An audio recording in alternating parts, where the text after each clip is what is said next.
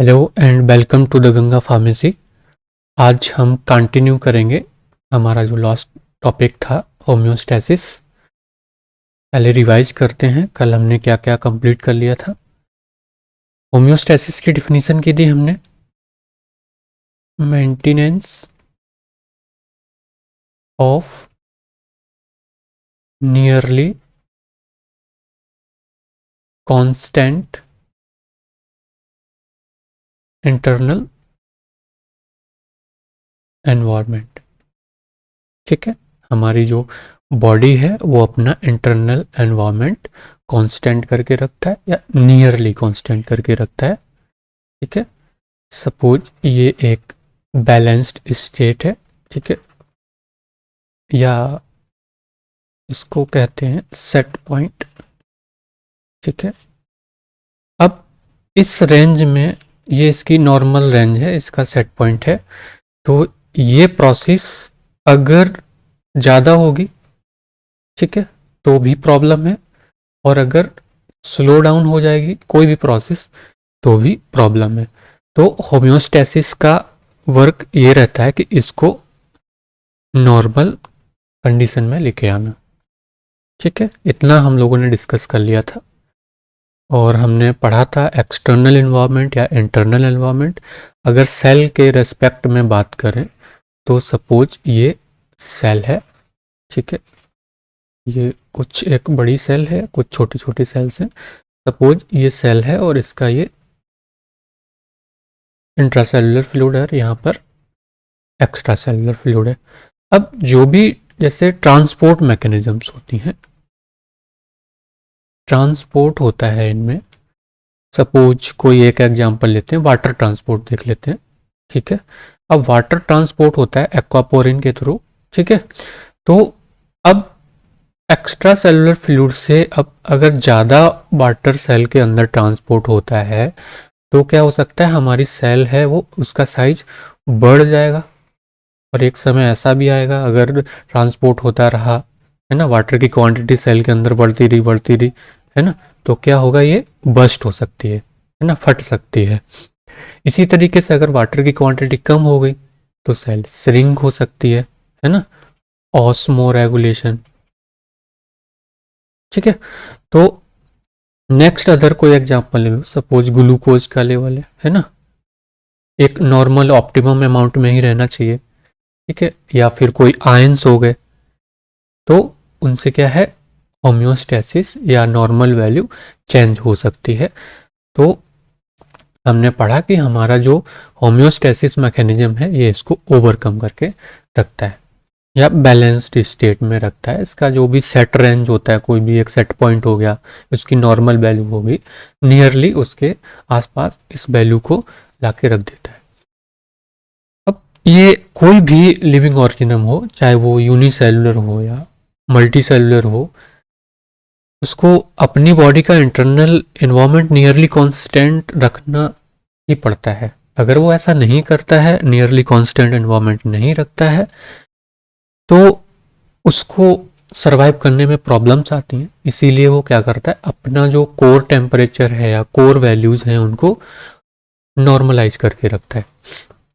अब इसको नॉर्मलाइज करने के लिए कुछ कंपोनेंट्स होते हैं, कुछ प्रोसेस होती है ना, कुछ फीडबैक मैकेनिज्म्स होती हैं, उनके बारे में इस वीडियो में डिस्कस करेंगे। तो कैसे ये कंट्रोल होता है होम्योस्टैसिस। ठीक है, अब कोई भी चीज़ कंट्रोल करने के लिए, कुछ भी परफॉर्म करने के लिए क्या होना चाहिए, कम्युनिकेशन होना चाहिए। ठीक है, तो communication with in the body is essential for homeostasis. Communication बहुत ज़रूरी है ना। अब कम्युनिकेशन मेनली हमारी बॉडी में टू टाइप से होती है, दो तरीके से होती है, दो सिस्टम के सपोर्ट से होती है। First one is nervous system, इसमें इलेक्ट्रिक इम्पल्स जनरेट करके जो न्यूरॉन्स होते हैं, इलेक्ट्रिक इम्पल्स जनरेट होता है उनमें, तब हमारी इंफॉर्मेशन पास होती है। और सेकंड वन होता है एंडोक्राइन सिस्टम।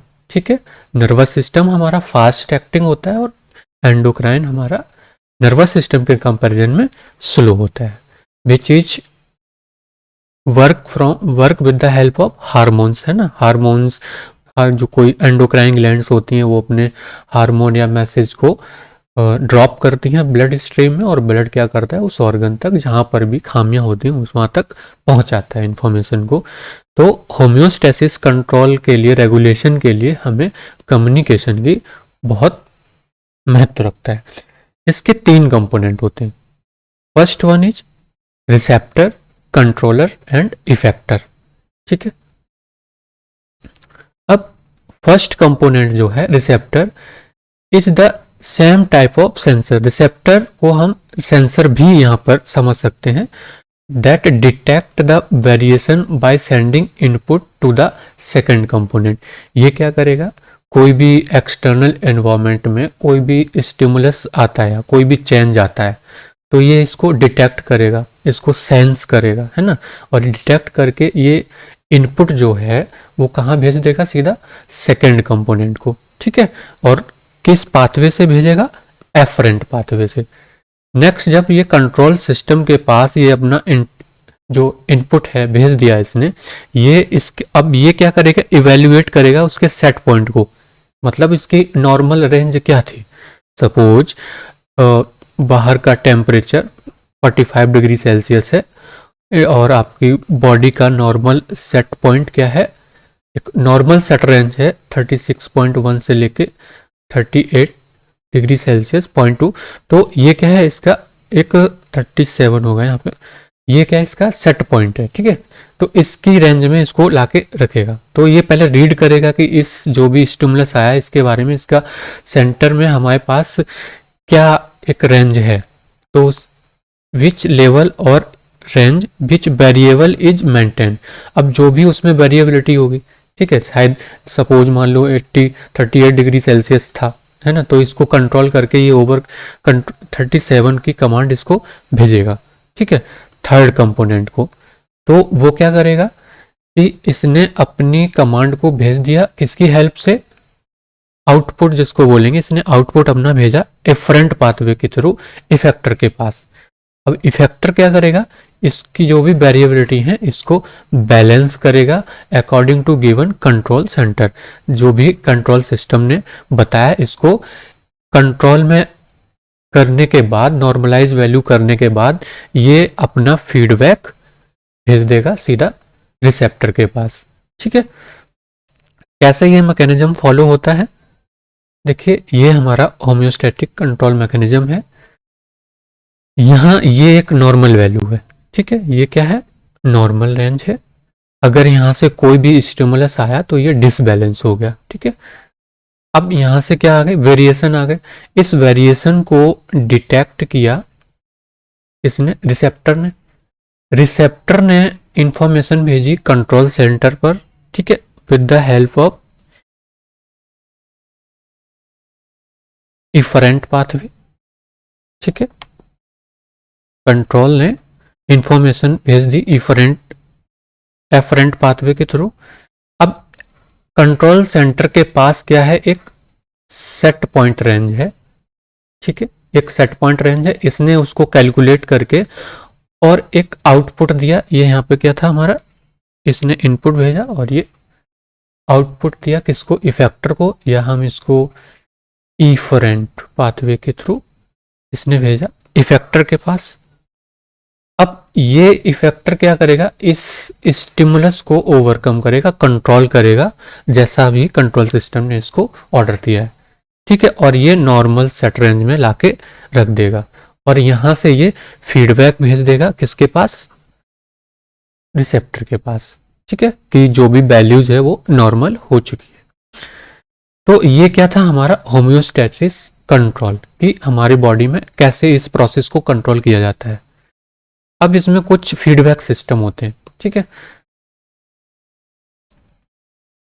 फीडबैक सिस्टम, ठीक है, ये क्या करते हैं, इंफॉर्मेशन को भेजते हैं कि हमारा जो नॉर्मल वैल्यू है वो अब कंट्रोल में है।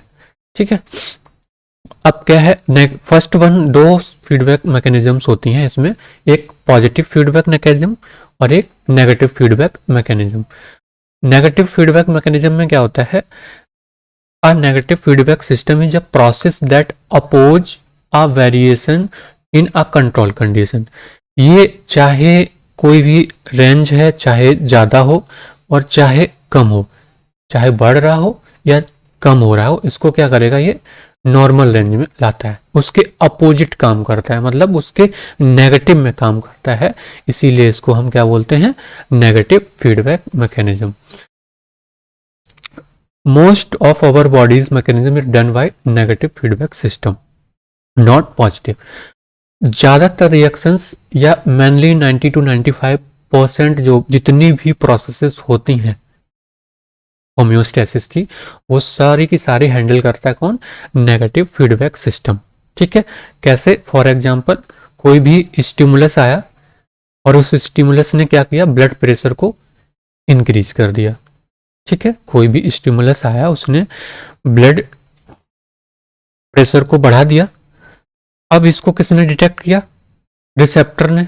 यहाँ पे स्पेशल टाइप के रिसेप्टर्स होते हैं, है ना, आपके ब्लड वेसल्स में बैरो रिसेप्टर जिनको बोलते हैं, इन्होंने इसको डिटेक्ट किया, सेंस किया, और ये इंफॉर्मेशन किसको भेज दी, इनपुट किसको दे दिया, कंट्रोल सिस्टम ने, कंट्रोल सेंटर को। कंट्रोल सेंटर ने इसको रीड किया। अब ठीक है, इसको ब्रेन ने जो भी इंटरप्रेट किया इस डाटा को, जो भी इसने सेंड किया, इस डाटा को इसने आउटपुट दिया, इसने बैलेंस करके सेट पॉइंट में देख के इसको इन आउटपुट को भेजा इफेक्टर के पास, और इफेक्टर ने क्या किया, हार्ट रेट को कम कर दिया, हार्ट रेट को कम कर दिया और ब्लड वेसल को डायलेट कर दिया। ठीक है, ऐसे क्या हुआ कि आपकी जो ब्लड प्रेशर ज़्यादा हो रहा था उसको वो नॉर्मल हो गया। ठीक है, और नॉर्मलाइज करने के बाद इसने एक फीडबैक भेजा, और किसके पास, आपके डिटेक्टर के पास, सेंसर के पास, ठीक है, रिसेप्टर के पास। तो अब क्या है कि ये यहाँ पर फिर से नॉर्मल वैल्यू अब चलेगी। ठीक है, इसने एक नेगेटिव फीडबैक इसको लाके दे दिया है कि हाँ अब सारी सिचुएशन कंट्रोल है। ठीक है, तो ये नेगेटिव फीडबैक सिस्टम हुआ। एक बात याद रखो, नेगेटिव फीडबैक सिस्टम हमेशा ही चीज़ों को अपोजिट डायरेक्शन में ले जाता है। अगर कोई भी प्रोसेस बढ़ गया है तो उसको कम करेगा, अगर कोई प्रोसेस कम है तो उसको ज़्यादा करेगा। ज़्यादा का यहाँ पे मतलब है कि इसको नॉर्मल वैल्यू तक लेके आएगा। ठीक है, ज़्यादा का मतलब ये नहीं कि बढ़ा देगा और ज़्यादा है तो कम कर देगा, मतलब उसको एक नॉर्मल रेंज में ले आएगा जो उसमें कंट्रोल सेंटर में उसको फीड है, एक सेट पॉइंट है, उस वहाँ तक लेके आ जाएगा। ठीक है, सपोज यहाँ पर एक एग्जाम्पल लेते हैं टेम्परेचर का। बाहर टेम्परेचर इंक्रीज हुआ, ठीक है, इसको बाहर ये नॉर्मल है, यहाँ पर टेम्परेचर इंक्रीज हुआ, इसको डिटेक्ट किया किसने, रिसेप्टर ने, और आउटपुट भेजा कंट्रोल सिस्टम को। इसको पता है सेट पॉइंट, ठीक है, 36.1 से लेकर के 37.2 इसने रीड, इसको पता है सेट रेंज। ठीक है, कंट्रोल सेंटर को इसने आउटपुट भेजा इफेक्टर के पास, और इफेक्टर क्या करेगा, इसको नॉर्मलाइज कर देगा। ठीक है, अब कंट्रोल सेंटर में कौन इसको रेगुलेट करता है, हाइपोथैलेमस। ठीक है, थर्मो रेगुलेटिंग कंट्रोल होता है वहां पे। ठीक है, तो वो एक आउटपुट भेजेगा इफेक्टर को, और इफेक्टर क्या करेगा, इसकी चीज़ों को नॉर्मलाइज कर देगा। नेक्स्ट अब सिस्टम आता है हमारा positive feedback system. Positive feedback system क्या करता है, ये एनहेंस करता है ओरिजिनल स्टिमुलस को। ठीक है, so that the response is accelerated. Suppose ये हमारा एक नॉर्मल वैल्यू है, ठीक है, ये क्या करेगा, सपोज कोई स्टिमुलस आया और उसकी वजह से कोई भी प्रोसेस है वो फास्ट हो गया। यहाँ पर हमारा पॉजिटिव फीडबैक सिस्टम है, वो क्या करेगा, इसको और फास्ट कर देगा, और फास्ट कर देगा। ठीक है, तो ये क्या है, उसके ऑपोजिट नहीं, उसके साथ काम कर रहा है। ठीक है, बढ़ाता ही चला जाएगा। तो ये हमेशा क्या करता है, विसियस, इसको हम विसियस साइकिल भी बोलते हैं, ये डिस्ट्रक्टिव मैकेनिज्म है। ठीक है, ये हमें नुकसान की तरफ पहुंचाता है। हमें चाहिए क्या है कि हमारे जो भी प्रोसेस हैं वो कंट्रोल में रहें। ये मैकेनिज्म क्या होती है, बहुत रेयर होती है अपनी बॉडी में। ठीक है, कुछ ही कंडीशंस हैं, नहीं तो ये डिस्ट्रक्शन मैकेनिज्म्स ही आती हैं। इसके ज़्यादातर डिसएडवांटेज ही होते हैं। सपोज ब्लड प्रेशर है, ठीक है, इसने डिटेक्ट किया कि ब्लड प्रेशर बढ़ा हुआ है और इसने और बढ़ा दिया तो क्या हो सकता है, कार्डियक फेल हो सकता है ना, ब्रेन हेमरेज हो सकता है, ब्लड वेसल रैप्चर्स हो सकती हैं। तो ये क्या है, डिस्ट्रक्टिव मैकेनिज्म्स हैं। कुछ एक इसके एग्जाम्पल्स भी हैं, जैसे कि blood clotting, uterine contraction during labour, जब बर्थ के टाइम पे जब बेबी पास हो रहा होता है, ठीक है, तो क्या होता है वहाँ पे ऑक्सीटोसिन को बार बार ये मैसेज सेंड करता है आप, ठीक है, तो वहाँ से ऑक्सीटोसिन रिलीज होता है पिट्यूटरी से, पोस्टीरियर पिट्यूटरी से, तो वो क्या करता है, इसको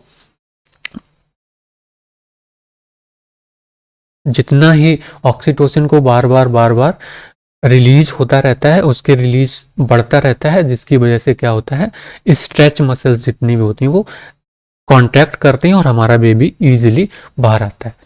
नेक्स्ट है लैक्टेशन। लैक्टेशन, जब वो जो भी बेबी होता है वो मिल्क को फीड करता है, तो वहाँ पे क्या होता है कि एक बार उसने फीड किया तो फिर से एक पॉजिटिव फीडबैक गया कि और भेजो, तो फिर मतलब यही प्रोसेस लगातार चलती रहती है फीडिंग के टाइम पे, मतलब लैक्टेशन के टाइम पे।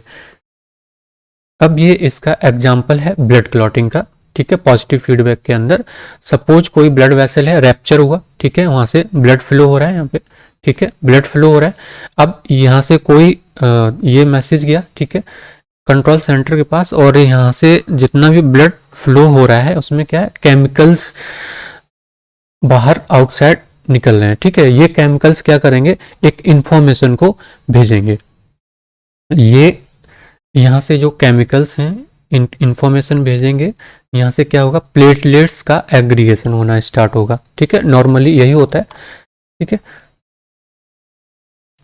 प्लेटलेट्स एग्रीगेट होंगी और धीरे धीरे क्लॉटिंग बनना स्टार्ट होगी। अब ये बार बार ये प्रोसेस जाएगा, है ना, ये फिर से यहाँ से केमिकल्स सेंड करेंगे, स्टिमुलस को सेंड करेंगे, और ये फिर से प्लेटलेट्स एग्रीगेट करके यहाँ पे बार बार आती रहेंगी, और ये क्या करेगा, ये स्टिमुलस देते रहेगा हमेशा कंटिन्यू, ठीक है, जब तक यहाँ पर क्लॉट नहीं बन जाता है। ये कंटिन्यू अपने केमिकल मैसेंजर्स को भेजता रहेगा, ठीक है। तो इस प्रोसेस को हम बोलेंगे पॉजिटिव फीडबैक मैकेनिज्म्स।